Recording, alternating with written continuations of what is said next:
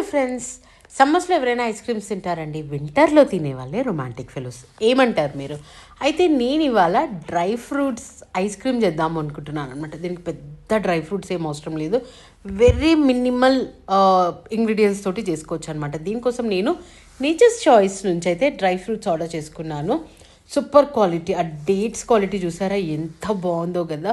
అసలు చూస్తూ ఉంటేనే వావ్ అనిపిస్తుంది. నిజంగా డేట్స్ మన రెగ్యులర్ డైట్లో తీసుకోవాలండి. అండ్ దీంతోపాటు క్యాష్యూస్ కూడా యాడ్ చేస్తున్నాను అనమాట. క్యాష్యూస్ క్వాలిటీ కూడా సూపర్ అంటే సూపర్ ఉంది. అండ్ రీజనబుల్ ప్రైజెస్లో ఇవైతే అవైలబుల్గా ఉంటాయి. సో ఇవి నేను ఫుల్ క్రీమ్ మిల్క్, మంచి మీగడతో ఉన్న మిల్క్తో ఇది సోక్ చేస్తున్నాను అనమాట. అట్లీస్ట్ ఒక 3 hours దీన్ని సోక్ చేయాలి మనం. నెక్స్ట్ డేట్స్లో కూడా వాటర్ ఇస్తున్నాను. సీడ్స్ తీసేసి మంచిగా బ్లెండ్ చేసుకుందామండి. వీటిని స్మూత్ పేస్ట్ అయిపోవాలన్నమాట. డేట్స్కి కొంచెం టైం పడుతుంది. సో మనకి ఎంత స్మూత్ అయితే ఐస్ క్రీమ్ అంత టేస్ట్ ఉంటుంది. అది మంచిగా బ్లెండ్ అయ్యాక అందులోనే క్యాష్యూస్ మీగడ కూడా యాడ్ చేసేస్తున్నాను. ఇవన్నిటినీ కూడా మంచిగా బ్లెండ్ చేసుకుందాము. స్మూత్ అంటే స్మూత్ పేస్ట్ అయిపోవాలి. ఇలాగా చూస్తూ ఉంటేనే వావ్ అనిపిస్తుంది కదా.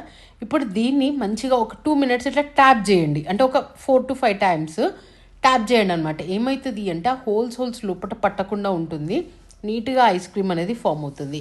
సో ఇది ఫ్రీజ్ చేశాక 2 hours తర్వాత తీసి మళ్ళీ బ్లెండ్ చేసుకుందామండి. అట్లా ఒక 2 to 3 times చేయాలి. అప్పుడే మనకి ఆ ఐస్ క్రీమ్ స్మూత్ టెక్స్చర్ అనేది వచ్చేస్తుంది అనమాట. నా వాయిస్ కొంచెం కోల్డ్ అయింది, సో కొంచెం లౌడ్గా మాట్లాడుతున్నాను నేను. సో మనకి ఐస్ క్రీమ్ అనేది రెడీ అయిపోతుంది. అలా 4-5 times చేశాక దీన్ని మంచిగా ఒక 8 hours ఫ్రీజ్ చేసుకుంటే డ్రై ఫ్రూట్ ఐస్ క్రీమ్ అనేది రెడీ అయిపోతుంది. ఇక మీ పిల్లలు నిజంగా బయట ఫుడ్ కావాలి అని అడగరు, అంటే బయట ఐస్ క్రీమ్స్ కావాలని అడగరు. అమ్మ నువ్వే చేసి పెట్టమ్మా అని అడుగుతారు.